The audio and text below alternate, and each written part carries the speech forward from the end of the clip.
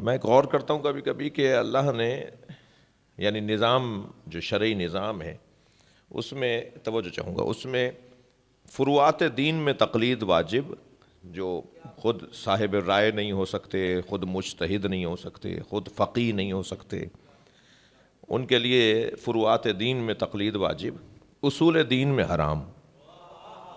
بھائی اتنی اچھی چیز تھی تو اصول دین میں بھی حرام واجب ہوتی؟ تقلید اتنی ہی اچھی چیز تھی تو جیسے فروعات دین میں واجب ہے ایسے اصول دین میں بھی واجب ہوتی۔ تو یہ اللہ نے اصول دین میں حرام اور فروع دین میں واجب کیوں کی ہے؟ ایک ہی چیز ایک جگہ حلال، ایک جگہ حلال بھی نہیں واجب، اور ایک ہی چیز دوسری جگہ حرام، آخر کیوں؟ میں تو اس نتیجے پہ پہنچا ہوں کہ اصول دین میں تقلید کو اللہ نے حرام اس لیے قرار دیا کہ مسئلہ غیرت کا تھا، مسئلہ غیرت کا تھا۔ غیرت کی تعریف کیا ہے؟ پھر میں تھوڑا سا اور میری بات روشن ہو جائے گی۔ بلکہ اصول دین کے اندر تقلید کو کیوں حلال اور جائز قرار نہیں دیا، اصول دین میں تقلید کو حرام کیوں قرار دیا؟ میں نے ایک جملہ کہا، اسے نبھا رہا ہوں کہ اس لیے کہ مسئلہ غیرت کا تھا۔ غیرت کی تعریف کیا ہے؟ جیسے میں نے علم کی تعریف کی، ایسے ہی عزت کی بھی تعریف ہے۔ غیرت کی تعریف کیا ہے؟ میں مثال دے رہا ہوں اپنے بچوں، کم سن ساتھیوں کے لیے۔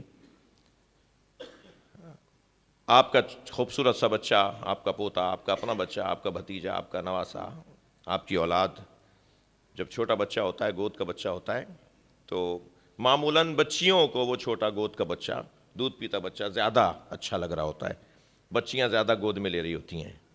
گھر کی بڑی بیٹیاں ہوں، بڑی بچیاں ہوں، پڑوسی ہوں، خالہ آپ کا بچہ بڑا پیارا سا، میں لے جاؤں، خالہ نے اجلے سے کپڑے پہنائے، ذرا تیار سا کیا اور پڑوس کی بچی کو دے دیا۔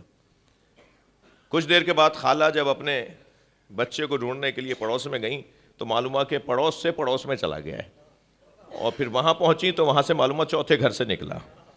یہ جو اس دور میں جو چاہے گود میں لے لے، اختیار ہی نہیں ہے بچے کا۔ بچے کا اختیار ہی نہیں ہے کہ کوئی گود میں اگر لے رہا ہو تو یہ منع کر دے کہ مجھے گود میں نہ لو، اسے تو یاد ہی نہیں ہے۔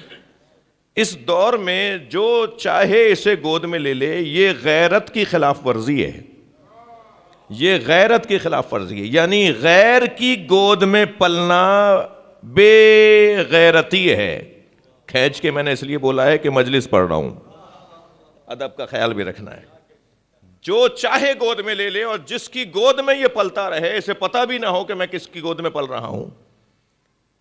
ایک بزرگ عالم دین نے بڑی حسین مثال دی ہے کہ بڑے سمندر کے اندر میلوں کے فاصلے پر مچھلی پکڑنے کا جال ڈالا جاتا ہے، میلوں میں ہوتا ہے وہ جال، یعنی میلوں میں جال پڑا ہوا ہوتا ہے، اور مچھلیاں اس کے اندر اسیر ہونے کے باوجود خود کو آزاد محسوس کر رہی ہوتی ہیں۔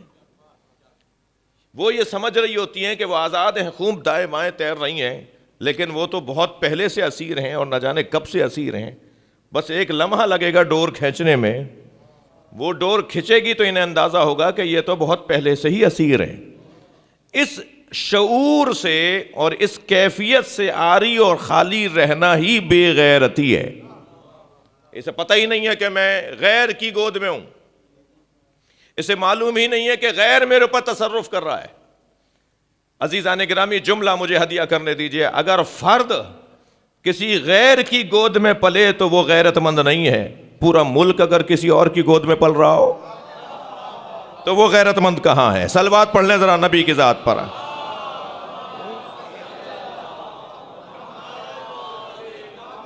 اصول دین کو اللہ نے جو جائز قرار نہیں دیا ہے کہ اس کے اندر تقلید کی جائے، کسی اور کے کہنے پر مانا جائے، وہ اس لیے کہ غیرت کا مسئلہ تھا۔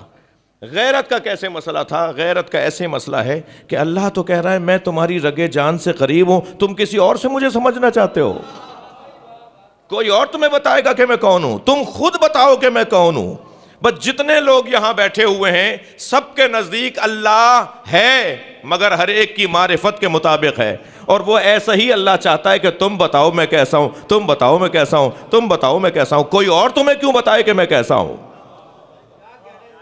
صلوات پڑھ لیں ذرا محمد و آل محمد۔